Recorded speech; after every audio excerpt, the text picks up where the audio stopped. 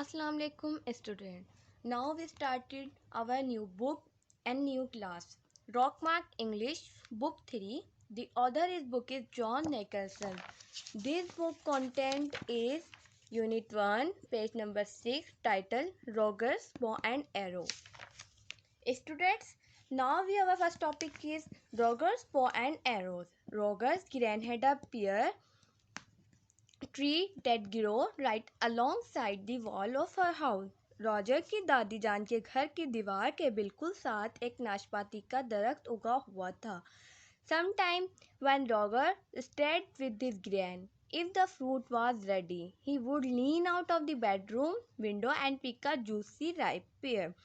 बाज़ औक़ात जब रॉजर अपनी दादी जान के घर रहने जाता और अगर फल तैयार होते तो वो अपने बेडरूम की खिड़की से बाहर झांककर एक रस भरी पकी हुई नाशपाती तोड़ लेता.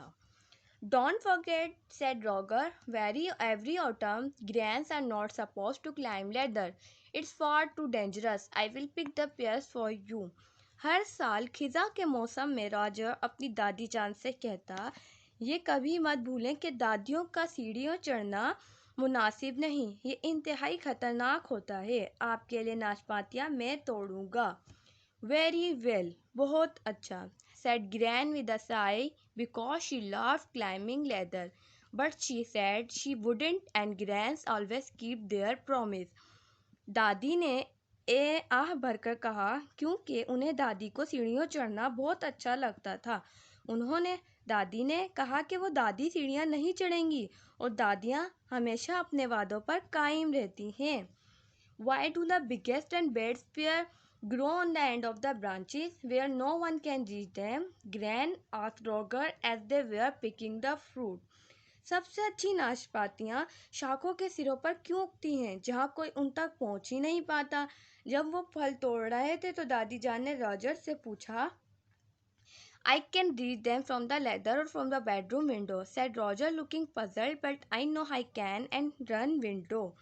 दादी ने राजा से पूछा, मैं ना तो उन तक ऊंची शाखों पर लगे फल तक सीढ़ी के जरिए पहुंच सकता हूं और ना ही बेडरूम की खिड़की से. रॉजर ने कहा, जो कुछ परेशान दिखाई दे रहा है, लेकिन मुझे मालूम है कि उन नाशपातियों तक कैसे पहुंच सकता हूं. और फिर वो अंदर की तरफ भागा. What on earth are you going to shoot with that bow and arrow?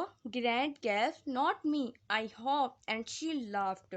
आखिर अब तुम अपने तीर कमान से कैसे निशाना बनाओगे? दादी ने ठंडी सांस भरी.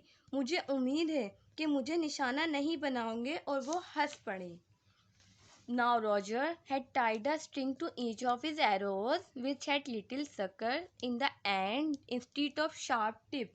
अब रॉजर ने अपने हर तीर के साथ एक धागा बांध दिया. जब तीर के आखिरी सिरे पर तेज नोक के बजाय चिपक जाने वाली रबर सकर्स लगे हुए थे.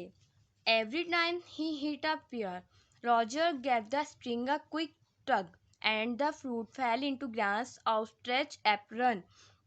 Right on target, carried Roger. Right on, laughed his Gran. हर दफ़ा जब रॉजर नाशपाती को निशाना बनाता तो धागे के तेजी से झटका देता और फिर फल दादी जान के पहलू में हुए पेरन में गिर जाता. ठीक निशाने पर रॉजर चिल्लाता, बिल्कुल ठीक. किसी की दादी जान हंस देती थी. Thank you.